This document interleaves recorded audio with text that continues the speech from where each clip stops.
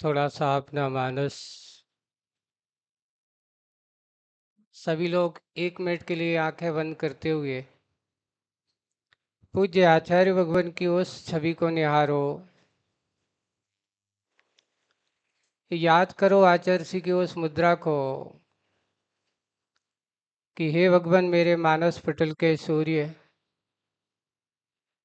हे भगवान मेरे अंदर के अंधकार को दूर करने वाले आप प्रखर सूर्य, हे भगवान मेरे मान सरोवर के राजहंस।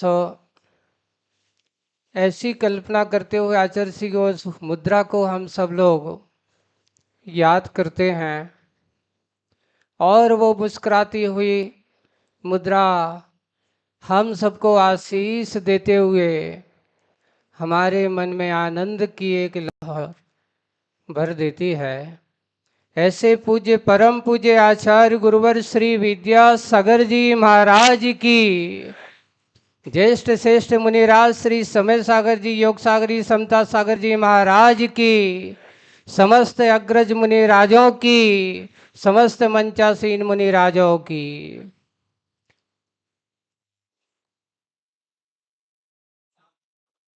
एक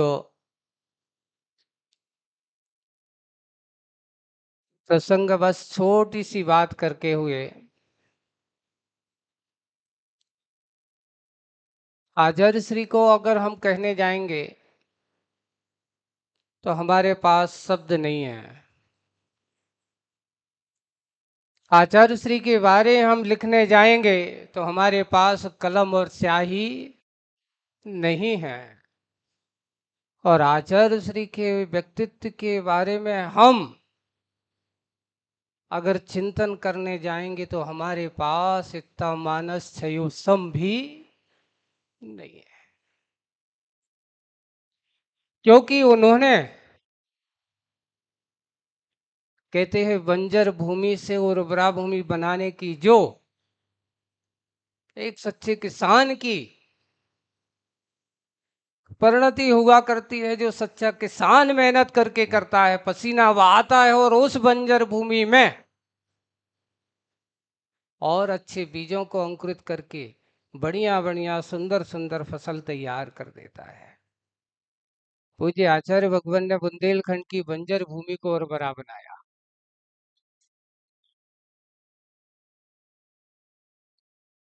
कहाँ छत्तीसगढ़ वाले कभी ऐसे मुनिराजों के दर्शन करते थे? कभी ऐसे मुनिराजों के ऐसे अगर आचार्य जी के पहले कभी इतने मुनि महाराज छत्तीसगढ़ वालों को दिखे? पहले मुनि महाराज भी नहीं दिखाई देते थे इतने, लेकिन आचार्य श्री ने बुंदेलखंड को जो सौगात दी, और बुंदेलखंड क्या सारे इस भारत के लिए जो संतों की परंपराएं दी है, जो भारत के प्रधानमंत्री नरेंद्र मोदी जी जैसे महान व्यक्ति जो देश के लिए एक नई दिशा और दशा के लिए प्रेरणास्पद है, वो व्यक्ति भी जिनके चरणों में आकर के ये कहता है कि काश इनके चरणों में वो और पहले आता तो मेरे लिए बहुत कुछ दिशा बोध मिल जाता, देरी कर दी है। जैसे आचार्य जी बहुत बार कहते थे कि काश अगर हमें ज्ञान सागर जी महाराज 2-5 साल पहले और मिल जाते तो मुझे तो ज्ञान का भंडार और मिल जाता। वैसे ही भारत के प्रधानमंत्री ने मैं यही भाव रखी कि मैं तो बहुत देरी कर दी, काश पहले और हो गए। सोचिए कि ऐसे व्यक्तित्व को हमने पाया और तुम कहो कि आचार्य श्री हमारे बीच से चले गए, भूतो न भविष्यति कभी जा नहीं सकते। क्यों? आचार्य श्री के बारे में मैंने कुछ पंक्तियां लिखी थी और वो पंक्तियां थी, उनके बारे में हमने लिखा था कि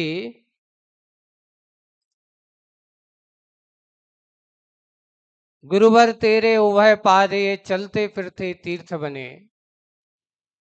गुरुवर तेरे उभय पाद ये चलते फिरते तीर्थ बने, जिसने चरण हृदय में धारे, स्वयं तीर्थ बन के विचरे।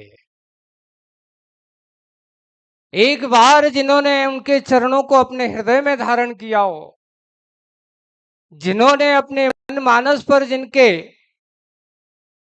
चरणों को स्थान दे दिया हो, वो कभी आपके बीच से विदा हो ही नहीं सकते। तन से दूर हो सकते हैं, पर मन से दूर गुरुवर कभी दूर हो ही नहीं सकते।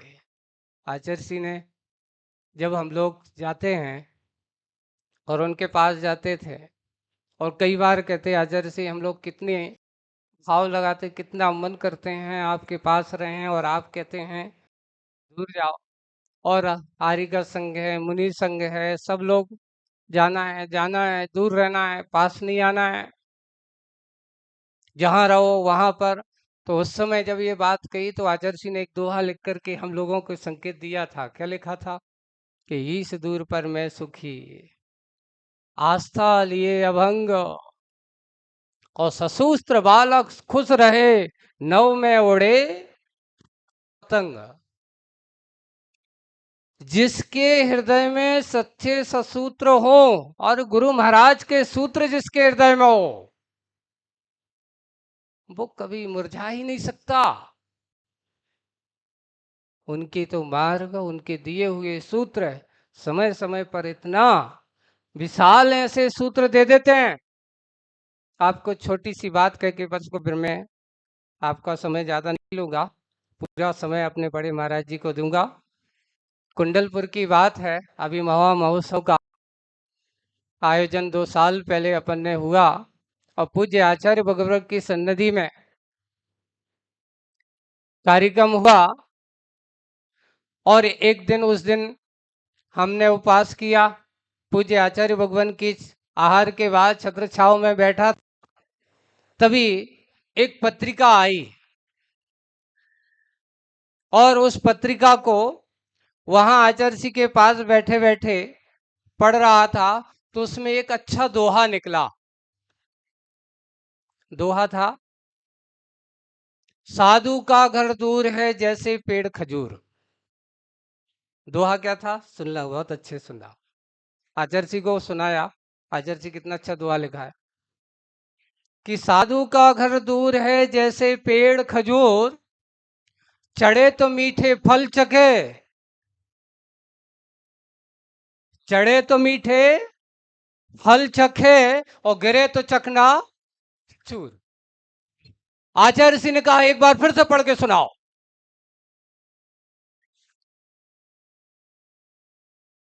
एक बार पुनः सुनाओ। आचार्य श्री आहार के बाद थोड़ा सा विश्राम करते, बैठे बैठे चिंतन करने लगे। फिर से सुनाया, और सुन करके साधु का घर दूर है गुनगुनाने लगे, जैसे पेड़ खजूर है, चढ़े तो मीठे फल चखे, गिरे तो चकना। चिंतन करने की जरूरत है, सोचने की बहुत बड़ा अध्यात्म भरा हुआ है। बस भैया, अब तो अपनी चढ़ाई पूरी हो गई है। क्या कहा आचार्य सिंह ने?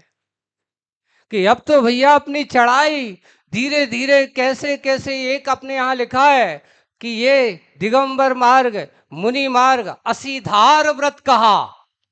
क्या व्रत कहा? महाव्रतों को असीधार व्रत कहा है, यानी असी की धार पर चलने वाला अगर कोई व्रत है तो वो है महाव्रत।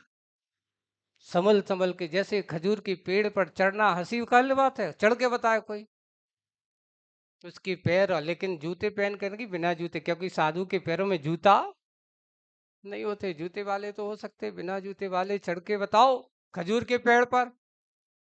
अगर चढ़ गया तो मीठे फल चखेगा। वैसे ही इस मार्ग पे कहा कि अगर तुमने अच्छे मार्गों पर निरा बिल्कुल निर्दोष रूप से महाव्रतों का पालन करते हुए महाव्रतों के उस शिखर को प्राप्त कर लिया, और अपने समाधिस्थ उस समाधि को प्राप्त कर लिया, तो मीठे फल ही फल चखेंगे।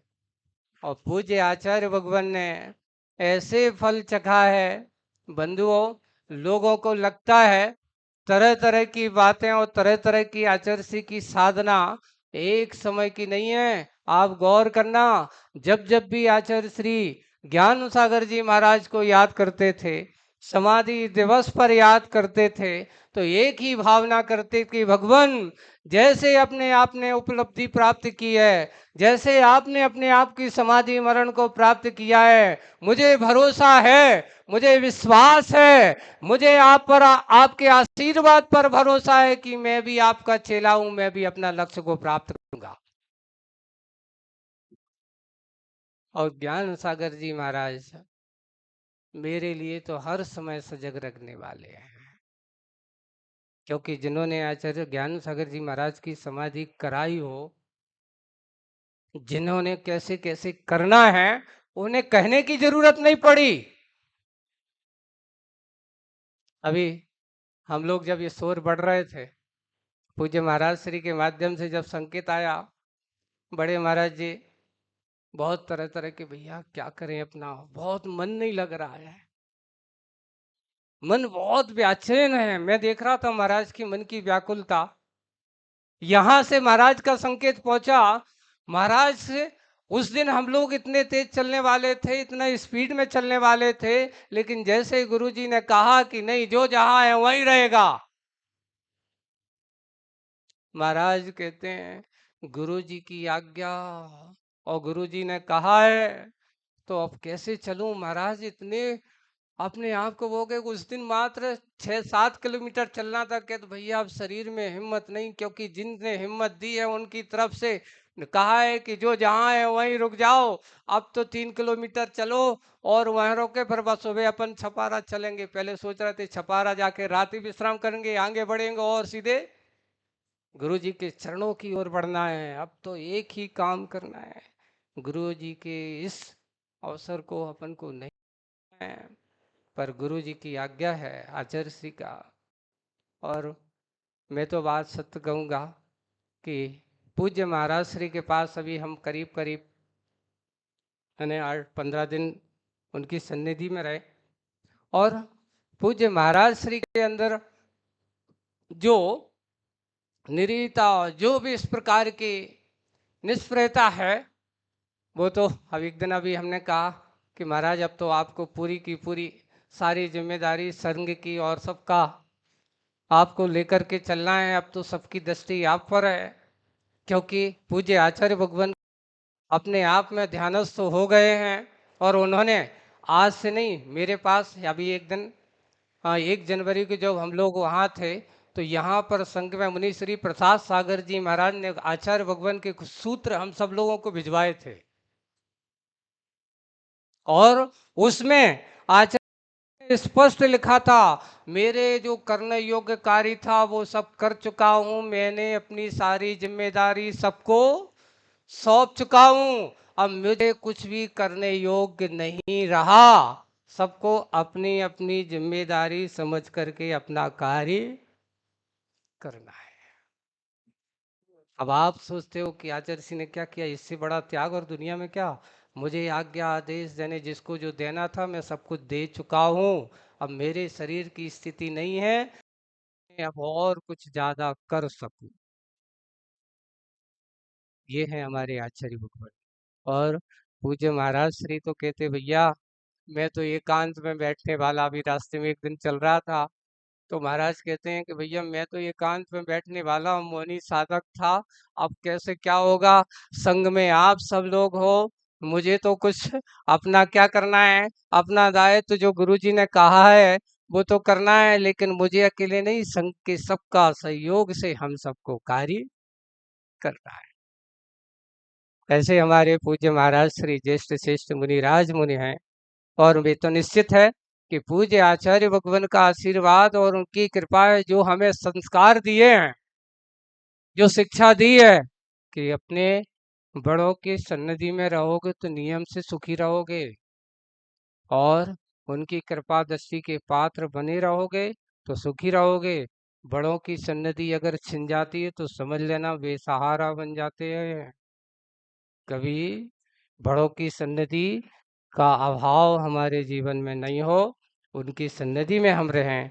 और इतना ही कहते हुए एक बात, सारबोध उनके अंदर इस बात को हम लेते हुए भ्राम लेता हूँ कि हे भगवान, आपके छत्र छाओं में तो हम सब रहेंगे ही, आपकी छत्र छाओं में हम सब ही रहने वाले हैं, और उनकी ही कृपा हम सब पर, आपकी कृपा हमारे ऊपर है ही, और ऐसी कृपा के पात्र हम सब बने रहें, और आपके बताए हुए मंजिल, आपके हुए मार्ग पर हम निरंतर बढ़ते चले जाएं, निरंतर आपके पथ पर अनुगामी बनते चले जाएं। और यही भावना भाते हैं, यही प्रार्थना आपसे अन्य से कर जोर, पग पग बढ़, पग पग पल पल बढ़ चलू मोक्ष महल की।